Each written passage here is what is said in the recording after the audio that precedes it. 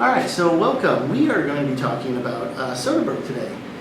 He's been a director for almost 40 years now, broke onto the scene in late 80s with a few small films, but I gave you a task to watch 7 of his movies that I think really kind of encompasses his career, because he has made so many movies. He makes like 2 a year, so yeah. I just gave you the ones I think really kind of encompass his career, from his really big star-studded ones to some smaller ones, some newer ones and some older ones. So we are going to rank these 7. I got my order. Do you have your order as well? Yeah. All right. So we have decided that you get to do the odd number. So you get to start us out and end, but you only get 1 veto, and I got the even numbers, but I get 2. So what are you going to do with number 7?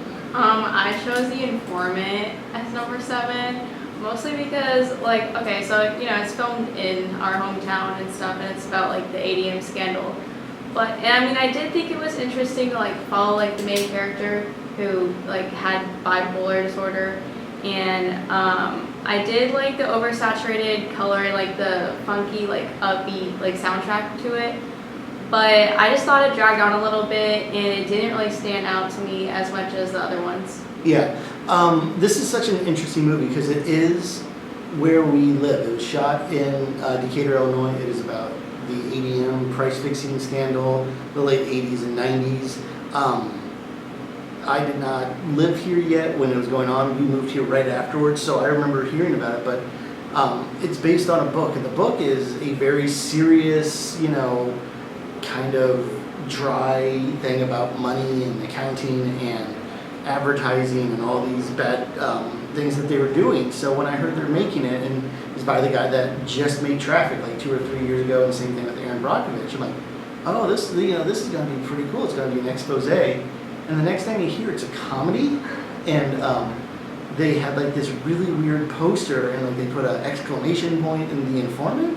So I'm like, this is different than I thought it was going to be, and I really do agree with you that it had the potential, but it's kind of there, and I know that's what he was going for a little bit with. He didn't want to do a study of Mark because no one really got him. He was bipolar. He lied about the biggest and the smallest things. Nobody knew why he did this, still to this day, so they kept him aloof and off to the side, and he's what you'd call unreliable narrator, because he's narrating it, and you think what he's saying is the truth, and then you find out, oh no, he's embezzling money at the same time and everything like that. So it was an interesting way to make it a comedy. They had a lot of comedic actors in it, and I do love that it wasn't a typical biopic that starts here and then you knew where it was going. But yet, I agree that I just don't think the parts made a whole. There's certain parts that was really cool. There's parts that was funny. And then, it does really drag, because once you find out that he's been embezzling, and you think that should be near the end of the movie, and you still got 40 minutes, and then they try to make it a little bit more dramatic, and it just didn't work with the type of movie it is. So I had it a little higher just because we saw everybody around. I remember when it was filming and it was cool to be like, oh yeah, that place. Oh, there's a Chinese place we eat at, and everything like that. But it's not one of those that I'm going to move off 7. It wasn't. I had it at 5, so it's not that much higher. Okay. All right, so my number 6 then was going to be my 7, and that is Traffic, which is funny because it's won a lot of awards. But what I was saying is, it's just not original. There's 6 other movies. So are you good with this at 6? I low-key had that at 1. Okay, if you can veto that. Yeah, Okay. I think I just want to veto. Okay, so there's your veto. Okay, so then I will make Magic Mike 6. Okay. I like Magic Mike. Channing Tatum's really good in it. It's his, not quite his biography, but it's his upbringing as well. And so many people when this came out was surprised that I watched it and I liked it. And I'm like, it's still a Steven Soderbergh movie. Yeah, it's about stripping, but it's not I know, I really enjoyed it. I was not expecting to really like it that much. Yeah, but It reminds me much more of another director. I don't know if you know who he is, but Richard Linklater. He did Dazed and Confused and Before Sunrise, Sunset movies, everything like that. It's a very similar movie because it's a hangout movie. Yeah. There's not much of a plot. The plot is watch these guys dance, watch these guys hang out. This is what a stripper does every day. And they do it well because of the charm of the relationships, I think. So what did you like about this? Honestly, for the story that it was, I didn't think that it was gonna be really anything crazy, but I did like the deep conflict that Channing Tatum's character had to face, because he was in love with basically the kid he's mentoring sister. Mm-hmm. And I think throughout the movie he really just had to decide whether he wanted to continue being an entrepreneur, letting go of that profession, or he actually found love. So I really liked it. Yeah, and his character really is kind of stuck in that area where he's ready to grow up, but it's just kind of keeping him back there because it's a hangout movie, so Yeah. the stuff he's doing with everybody, it does seem fun, Yeah. I remember watching with my wife. She really liked it for other reasons. She was a fan of that movie too. It was interesting at parts. Yes, but it's one of those movies where he's like, okay, if we're doing a stripper movie, I'm gonna cast the 5 best-looking people around. So he did that. But yeah, like I said, it's very different than most of his movies because, like I said, it's got this very shaggy dog kind of hangout. Yeah, the plot is he going to keep doing what is furniture making, right? Yeah. Yeah, is he going to make that his business, or is he going to stay stripping? Is he going to actually try to get a relationship? And it was much more of internal instead of external conflicts, which is fine. But yeah, that's where I have that one. So you got number 5. So what are you going to do for 5? I put Contagion. Okay. So I put that there because I watched it for the first time during COVID, so it really put things in perspective. I did it felt super real and relevant to that time. But I thought it was unsettling and cold, and I did following the virus being spread and stuff. Mm-hmm. So but I don't like how the characters were a little bit hard to connect to. Yes. So yeah. Yeah, this is the movie that I thought The Informant was going to be, where it's just very centered on the problem and not the people, because the people are just there as examples. They're like the textbook, example of this is what happens, because it was much more of a movie about how this could happen. And it's funny because this came out, I think 2010, 11, somewhere in there. And so I saw it when it came out. I thought it was fine, but like you said, there's nobody you really root for. They're just stereotypes. Every single person. It's not one that you're like, oh, I like this character. But I then had to watch it for one of my film classes after the pandemic, and oh my God, just the amount that they got right, and how I think it was creepier after the fact that they're like, see, we knew this would happen, and we were just lucky that it wasn't something more fatal.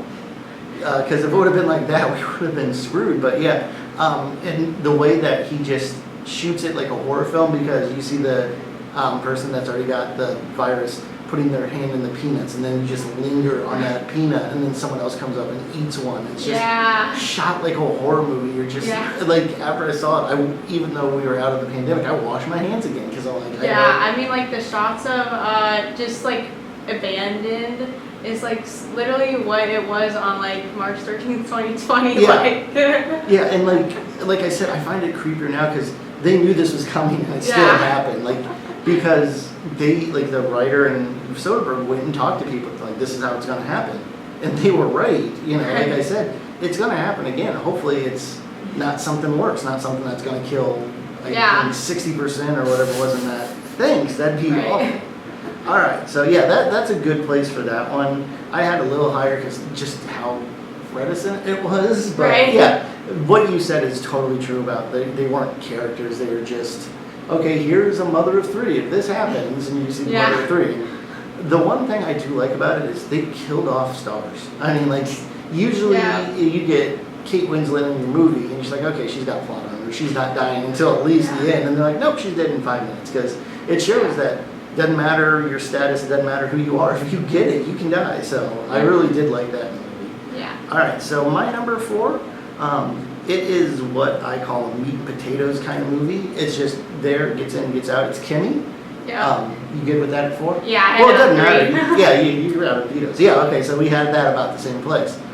This was shot in the pandemic, and it was about 3 people on the crew.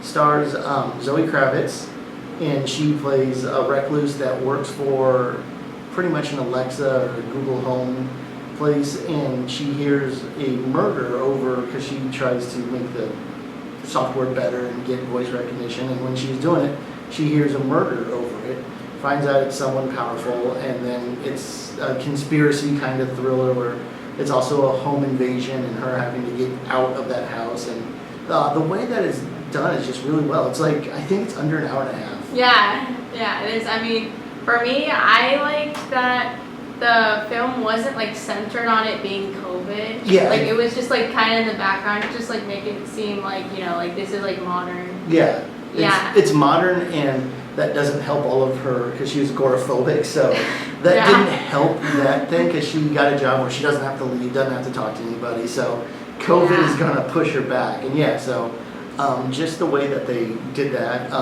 it's very slow in the beginning. Yeah, it is. But like when you get into it, I feel like it earns that because then you understand her issues. You understand she doesn't talk to her family that much. She's got this guy that will come over and then she'll kick him out. You know, he's mad at her. So when everything goes down and they start invading, she's on her own because that is her own making. So I feel like you do have to have that part in the beginning. But once she picks up the handgun, I'm like, oh, I am so into this movie now. I was not expecting that to happen at the end, though. Yeah. Yeah, and like it just builds and builds and everything like that. It reminded me of old 70s like conspiracy movies. There's one with Gene Hackman called The Conversation, which is very similar to. There's another movie called Blowout with John Travolta where he hears a murder when he's doing ambient noise for a film, and you can tell those are big influences. But he's like, I'm making Blowout, but I'm making it for the 21st century and making it an Alexa machine. So I thought that was really clever. So all right, so what are you going to have for 3? I'm kind of curious how you're going to have these. I was going to put Out of Sight for number 3. Mm-hmm. I said that because, so like, first of all, there's like chemistry, you know, between George Clooney and Jennifer Lopez or whatever. But I did like really like the kind of like the crime romance, like adventure, you know, kind of storyline of like, you know, he's in prison and then he's like robbing banks and they're like trapped in the trunk and, you know, stuff like that. But I did think that sometimes it gave like kind of like a fan fiction, like not even just like at real, like this would happen in real life, but it's definitely heightened reality. But yeah, I mean, I did like the editing though, because like he used a lot of like free frames and like you know, slow motion stuff. So yeah. Out of Sight was actually my number 1. I'll leave it here because it made the top 3, and that's all I was looking for. This movie's just cool. You know, cool in every kind of sense of the word. You know, the characters are cool, the movie's cool, the way they edit's cool, the soundtrack's cool. It's based on a book from an author. I read all of his stuff when I was about your age. His name's Elmore Leonard. He also made a lot of other ones that got turned into movies. Jackie Brown by Tarantino, that was an Elmore Leonard. Get Shorty was, Justified, that was on TV, was, and the dialogue in all of Elmer Leonard's stuff is great. I think they really captured the really fun dialogue and just like I said, cool characters being cool in a lot of different places. I think this is Jennifer Lopez's best movie by far. Yeah. Because usually I feel like she's very just there in movies. She doesn't have much charm, but this one, she is just sexy. You know, you believe that her and George Clooney have that spark. I mean, they're so good together. And then she's tough as hell because Karen Sisco, the character's name, she's in a few of his books, and you needed that. And like the scene, because I read the book before, and I'm like, I hope she can do this because I never thought she was the greatest on-screen actress, but the scene where the guy's talking about his dog and do you want to tussle, and she just takes out like the long like wand and just beats the crap out of him, and then she's like, "You said you wanted to tussle. We tussle." Like just puts the baton back away. I'm like, okay, so that is Karen Cisco. That just I'm not putting up with anything. Yeah, I'm a woman, but you know I can go with all of the bad guys and everything like that. And this movie still has one of the funniest death scenes ever with White Boy Bob, where he's just this dumb guy that the bad guy has, and he's just going up the stairs and trips on the stairs and just shoots himself straight in the head. Yeah. So yeah, I love that part too. Great cast. It's got Don Cheadle in it, who becomes big afterwards. George Clooney at his sexiest.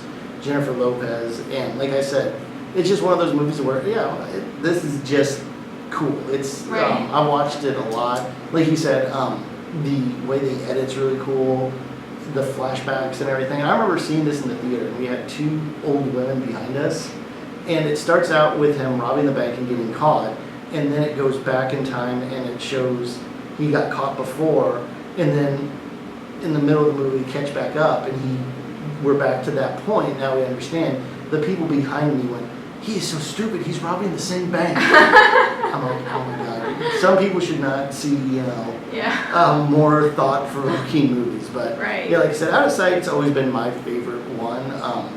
One of the best Elmore Leonard adaptations too. So my number 2, I was nice to you, so I kept it pretty high, but this is where I'm putting Traffic. Like I said, there's nothing wrong with it. It's great acting. I really like the use of color grading in this movie. Like, if it's in America, it's more blue. If it was in Mexico, it was much more gray and tan. It had a great cast. Michael Douglas is great in it. Benicio del Toro won the Oscar for it. You know, everything like that. But it's just, I feel like it's just generic. It's nothing that, I can name probably 5 other movies that do the same thing at the same time. It was really popular. And I think it's what started it, but I'm just like, oh god, I'm so sick of that. Yeah, I mean, I guess it's a really long movie, but like I never really felt like bored, I guess, because there's like, you know, a couple of storylines going on, and like, you know, I did like the color contrast as well, because then it was just like easy to differentiate like what's going on. But I also like how, like, you know, about the drug trade, like he's not shoving it in your face, like it's just, you know, like it's just telling a story, you know. It's just matter of factly, here's all these people that are in it somehow or the other, you know. They're just trying to stop it, they're making money off of it, whatever is going on. So is there like a storyline that you liked more than the other ones?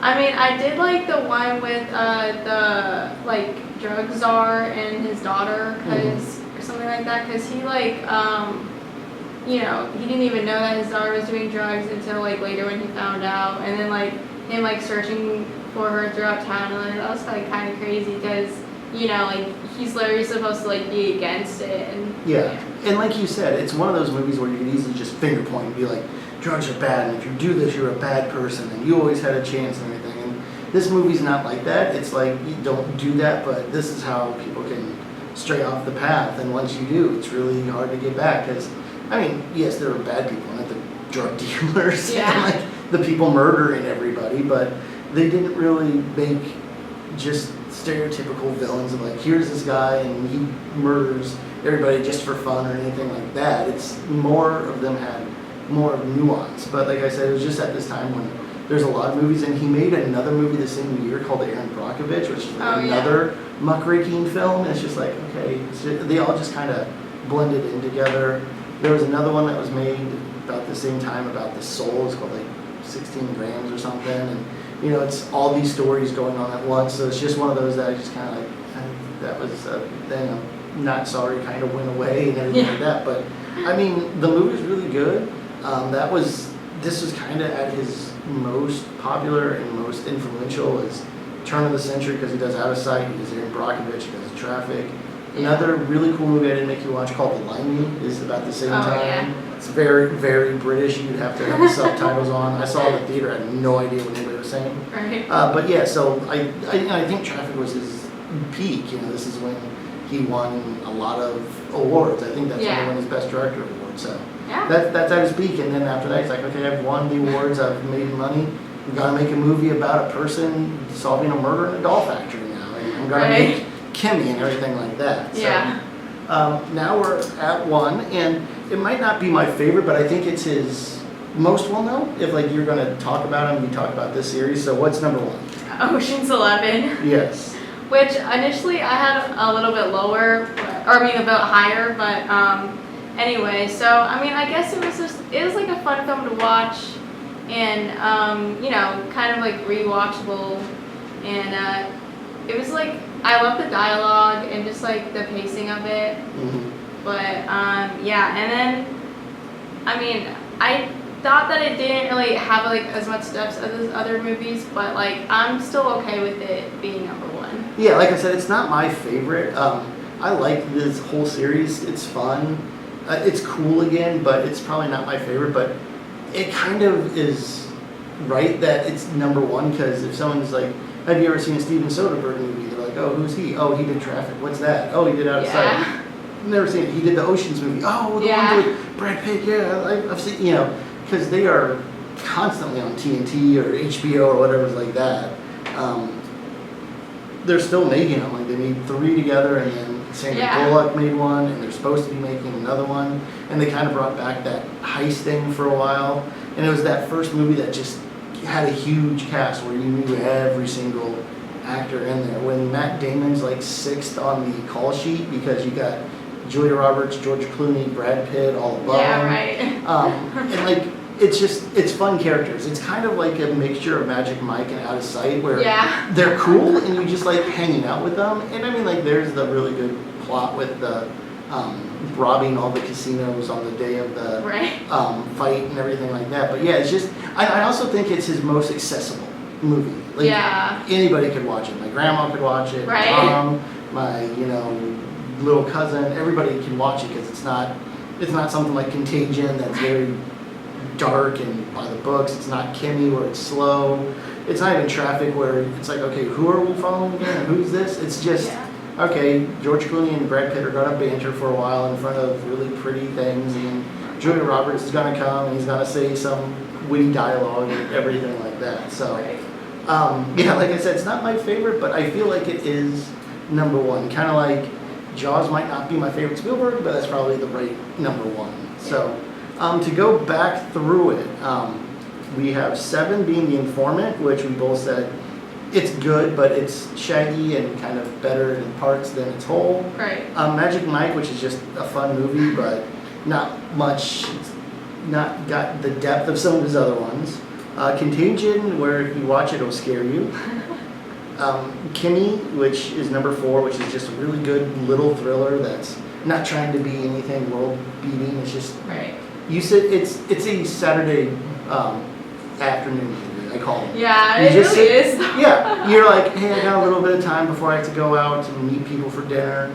I'll watch this, and you watch it. You're like, that was fun, and then you never really think about it again. But it's good. Out of Sight is number 3, which I really love. It's in my top 50. Traffic, which was your number 1, is 2, and then the movie that he's probably the best known for is Ocean's 11. So did you like doing Soderbergh? Did you like most of the movies? I actually like. I think I liked it more than doing like the genres from last year. Yeah. Just because like I just get to like see, you know, how he like tells different stories with his like style.